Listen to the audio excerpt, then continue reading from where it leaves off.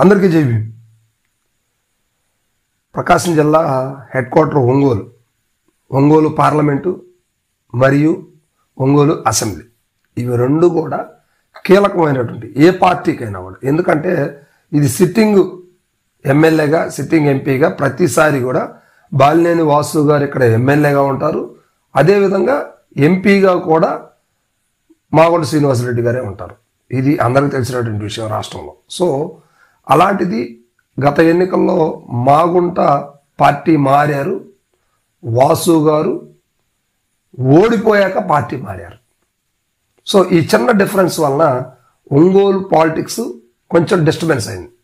So దీన్ని దృష్టిలో పెట్టుకొని ఇప్పుడు నెక్స్ట్ ఎన్నికలకి ఇటీవల అంటే మొన్న జరిగినటువంటి ఆ మాగుంట పుట్టినరోజు వేడుకలలో భాగంగా ఆయన నేను రాజకీయాలకి రిటైర్మెంట్ చేస్తున్నాను, నెక్స్ట్ ఎన్నికలకి నా కుమారుడు రాఘవరెడ్డిని ఎన్నికల బరిలో దించుతాను అన్నట్టుగా ఆయన మాట్లాడారు. సరే, పార్టీల విషయం పక్కన పెడితే మాగుంట శ్రీనివాసరెడ్డి గారు ఇప్పుడు దాకా ఎంపీగా కంటెస్ట్ చేశారు. ఇప్పుడు తెలుగుదేశం పార్టీ నుంచి కూడా కంటెస్ట్ చేసి గెలిచారు.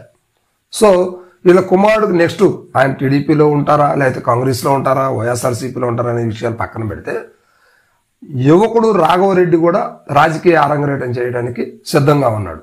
ఇదే విధంగా గత మాజీ ఎంపీ జగన్మోహన్ రెడ్డి గారికి దగ్గర సమీప బంధువు, సొంత బాబాయ్ అయినటువంటి వైవి సుబ్బారెడ్డి గారి కుమారుడు విక్రాంత్ రెడ్డి గారు కూడా నెక్స్ట్ ఒంగోలు ఎమ్మెల్యేగా కావచ్చు, లేకపోతే అదేవిధంగా ఎంపీగా కంటెస్ట్ చేయడానికి కూడా ఆలోచన చేస్తూ ఉన్నారు. సో ఇక్కడ వైఎస్ఆర్సీపీ సిట్టింగ్ ఎమ్మెల్యేగా ఉండి 2 సార్లు మంత్రిగా చేసినటువంటి వ్యక్తి బాలినేని శ్రీనివాసరెడ్డి గారు, ఈయన కుమారుడు కూడా ప్రణీత్ రెడ్డి గారు కూడా నెక్స్ట్ ఎన్నికలకు సిద్ధంగా ఉన్నారు. సో ఇప్పుడు ముగ్గురు కూడా యువరక్తం, యువకులు ముగ్గురు కూడా ఒకే స్టేజీ పైన అంటే ఒకే నియోజకవర్గం కావచ్చు, పార్లమెంట్ పరిధి కావచ్చు, ఒకే స్థానంలోకి నెక్స్ట్ ఎన్నికలకి రావడానికి సిద్ధంగా ఉన్నారు.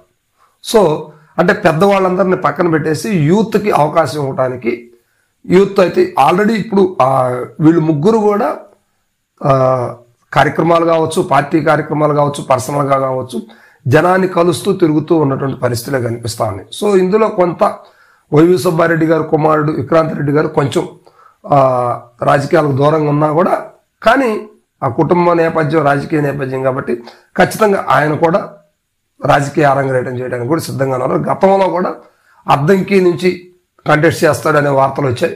సో బాలినేని ప్రణీత్ రెడ్డి గారు ఒంగోలు నుంచి కంటెస్ట్ చేస్తారని, అదేవిధంగా ఒంగోలు పార్లమెంట్ నుంచి మాగుంట శ్రీనివాసరెడ్డి కుమారుడు రాఘవరెడ్డి గారు కంటెస్ట్ చేస్తారనేది రకరకాల వార్తలు వచ్చినాయి. సో ఇప్పుడు వీళ్ళందరూ ఏ పార్టీ నుంచి కంటెస్ట్ చేస్తారు, ఎవరెవరు ఏ పార్టీలో ఉంటారు, 2024కి పరిస్థితులు 2029కి అంటే 24లో వాళ్ళు చేయలేకపోయారు. అంటే కొంతమంది అయితే ప్రిఫరెన్స్ చేశారు, కానీ అధిష్టానాలు ఒప్పుకోలేదు. మీరు సీనియర్లు కనుక మీరే పోటీ చేయాలన్నట్టు వైఎస్ఆర్సీపీ కావచ్చు, ఇటు కూటమి కావచ్చు, సీనియర్ నాయకుల్ని ఉంచింది.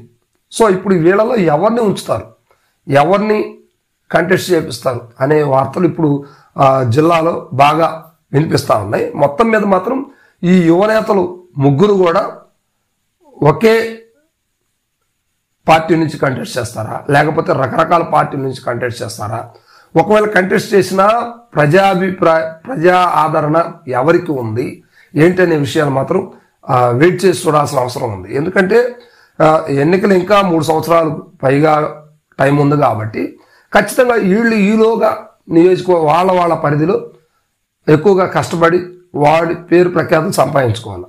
పైగా కార్యక్రమాలు వాళ్ళ ట్రస్టుల ద్వారా కావచ్చు, పాలిటిక్స్ ద్వారా కావచ్చు, వాళ్ళ పనులు వాళ్ళు చేసుకుంటూ ఉండాలి. దాన్ని బట్టి వాళ్ళకి పేరు ప్రఖ్యాతులు వస్తాయి. సో దీన్ని బట్టి చూస్తే ఎవరు ముందు వస్తారు, ఎవరు ఇబ్బంది పడతారు, ఎవరు ఏ పార్టీ నుంచి టికెట్ తెచ్చుకుంటారనే అంశాలు మాత్రం ప్రతి ఒక్కళ్ళు ఆలోచిస్తారు. మొత్తం మీద మాత్రం సీనియర్లను పక్కన పెట్టి రానున్న ఎన్నికల్లో ఒక యూత్కి అవకాశాలు అయితే చాలా క్లియర్గా కనిపిస్తూ ఉన్నాయి.